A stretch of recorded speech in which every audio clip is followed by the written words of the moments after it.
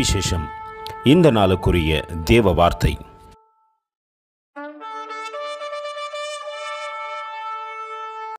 Lo, this only have I found, that God had made man upright, but they have sought out many inventions.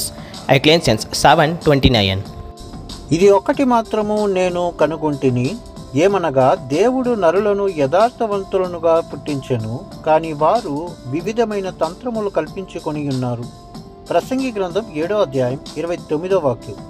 இதோ தேவன் மனுஷனை செம்மையானவனாக உண்டாக்கினார், அவர்களே அநேக உபத்திரவங்களை தேடிக்கொண்டார்கள், இதை மாத்திரம் கண்டேன். பிரசங்கி 7:29. அன்பின் தேவ பிள்ளைகளே, ஆண்டவர் எந்த மனுஷனுக்கும் உபத்திரவத்தை அனுமதிப்பதில்லை, ஆனால் மனுஷனை தேடிக்கொண்டார்கள் என்று வேதம் சொல்லுகிறது. நாம் எப்படி என்று கேட்கலாம். ஆதாமையும் ஏவாளையும் பாருங்கள். ஏதேன் தோட்டத்தில் வைத்து அழகாய் தேவன் காத்து நடத்தி வந்தார், ஆனால் ஏவாளோ உபத்திரவத்தை தேடிக்கொண்டார்கள் என்று வேதம் சொல்லுகிறது.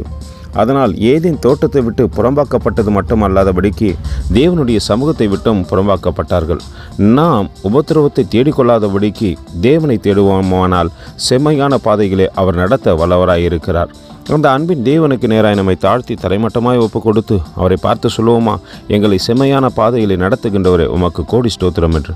கர்த்தர் உங்களை ஆசீர்வதிப்பாராக. ஆமேன். எங்களோடு கூட இணைந்து ஊழியம் செய்ய விரும்பினால் இந்த வார்த்தைகளை மற்றவர்களுக்கும் பகிர்ந்து கொடுங்கள். இது ராஜ்யத்தின் சுவிசேஷம்.